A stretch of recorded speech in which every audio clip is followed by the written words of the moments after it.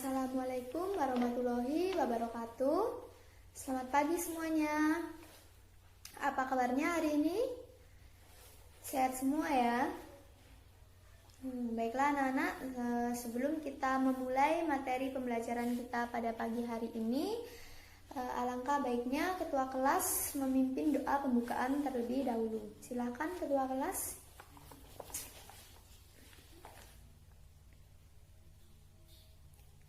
Ya, terima kasih ketua kelas. Ibu absen dulu ya. Ada yang tidak masuk hari ini? Baiklah, jadi masuk semua ya. Anak-anak, ada yang tahu hari ini kita akan mempelajari materi apa? Ya, benar sekali. Hari ini kita akan mempelajari materi tentang perdagangan internasional. Baiklah anak-anak, sebelum kita fokus masuk ke dalam materi pembelajaran hari ini, terlebih dahulu Ibu akan menjelaskan tentang tujuan pembelajaran kita pada pagi hari ini. Tujuan pembelajaran kita pada pagi hari ini yaitu siswa dapat mengetahui dengan jelas apa itu perdagangan internasional, faktor-faktor perdagangan internasional, hambatan-hambatan perdagangan internasional. Baiklah anak-anak, itu tujuan pembelajaran kita pada pagi hari ini. Yang selanjutnya kita akan terfokus materi kita pembelajaran hari ini yaitu perdagangan internasional. Ada yang tahu perdagangan internasional itu apa? Siapa yang bisa jawab? Nanti Ibu akan memberikan poin. Nah, benar sekali. Perdagangan internasional itu anak-anak adalah suatu proses tukar-menukar barang antara satu negara dengan negara lain yang melibatkan kegiatan ekspor dan impor dengan tujuan untuk memperoleh laba. Nah, anak-anak dari sini mengerti? Nah, pintar sekali. Nah, anak-anak yang selanjutnya yaitu ini anak-anak bisa dilihat tentang gambar dari perdagangan internasional. Nah, gambar perdagangan internasional ini di mana gambar ini adalah sebelum barang itu diimpor, jadi barang tersebut itu ditimbun terlebih dahulu di suatu pelabuhan. Nah, pada proses ini barang-barang yang akan diekspor itu akan melalui proses seperti menimbang, terus melihat kualitas barang itu apakah baik atau buruk. Nah, jadi proses tersebut itu dilakukan di pelabuhan ini. Nah, jika kualitas barang itu baik, maka barang tersebut lolos untuk diekspor ke luar negeri atau diimpor dari luar negeri ke negara sendirinya. Jadi seperti itu anak-anak. Yang selanjutnya anak-anak kita akan masuk ke dalam materi yaitu tentang faktor-faktor yang mendorong perdagangan internasional. Nah, bisa dilihat anak-anak faktor-faktor perdagangan internasional. Nah, jadi anak-anak faktor-faktor perdagangan internasional itu terbagi menjadi 5 pokok bagian. Nah, yang pertama yaitu tentang pemberdayaan sumber daya alam. Nah, pemberdayaan sumber daya alam ini adalah setiap negara itu memiliki kekayaan alam yang berbeda-beda. Nah, seperti di Indonesia sendiri anak-anak, yaitu Indonesia sendiri kan kita ketahui kaya akan hasil buminya seperti minyak, hasil hutan, hasil pertanian, hasil tambang, dan lain sebagainya. Nah, anak-anak, jadi seperti itu. Nah, yang kedua ini adalah perbedaan iklim dan kesuburan tanah. Nah, perbedaan iklim dan kesuburan tanah ini anak-anak yaitu adalah tingkat kesuburan tanah yang dimiliki oleh setiap negara dan berpengaruh terhadap hasil produksi di negara tersebut. Contohnya Indonesia sendiri, yaitu kan iklimnya di Indonesia itu tropis. Nah, di sini Indonesia itu memiliki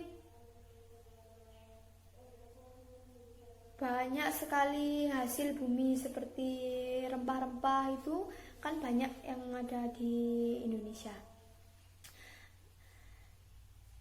Nah, kemudian yang ketiga yaitu tentang perbedaan kebudayaan dan gaya hidup. Nah, perbedaan budaya dan gaya hidup ini anak-anak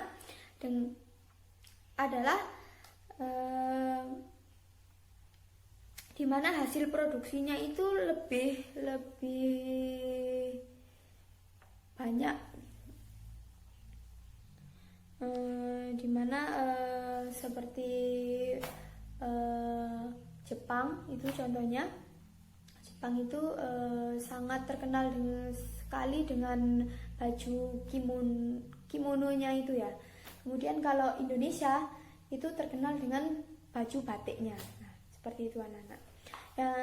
Anak-anak yang selanjutnya yaitu adalah perbedaan iptek. Perbedaan iptek sendiri itu adalah pengetahuan dan teknologi yang dimiliki suatu negara yang menyebabkan hasil produksi dan tingkat kualitas produksi yang dihasilkan itu jauh lebih baik. Nah, contohnya seperti Indonesia. Nah, Indonesia ini belum bisa menghasilkan apa-apa ya. Contohnya itu seperti Jepang. Nah, Jepang ini mampu menghasilkan mobil,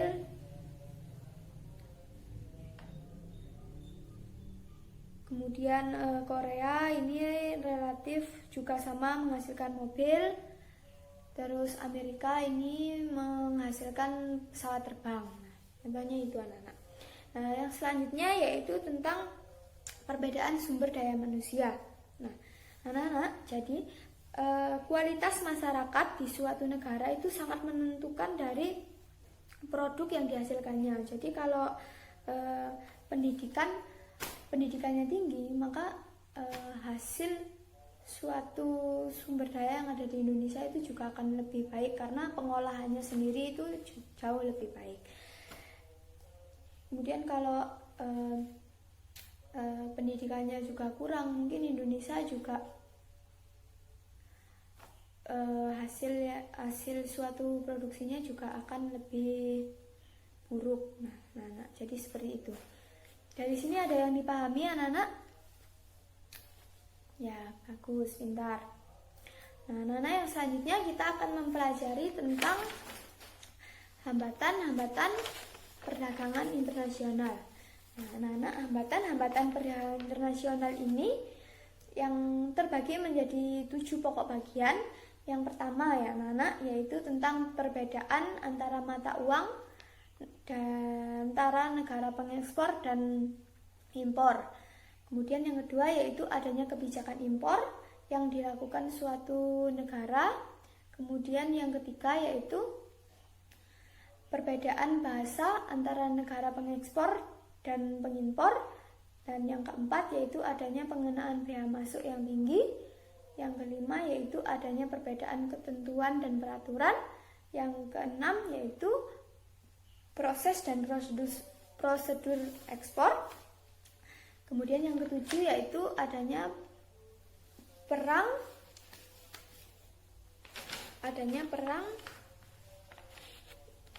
yang dialami di dalam suatu negara tersebut. Anak-anak, dari sini mengerti materi pembelajaran kita pada hari ini? Nah, bagus. Jadi anak-anak, materi kita pembelajaran pada hari ini cukup sampai di sini dulu. Ada yang ditanyakan untuk materi pembelajaran kita pada hari ini? Atau kurang jelas untuk pemahaman kita pada pembelajaran materi pada pagi hari ini? Nah, anak-anak, baiklah, kalau sudah mengerti semua materi pembelajaran kita pada hari ini, Ibu akan tutup. Silahkan untuk ketua kelas memimpin doa penutup terlebih dahulu. Nah, baik, terima kasih. Baiklah anak-anak, demikian pembelajaran kita pada hari ini.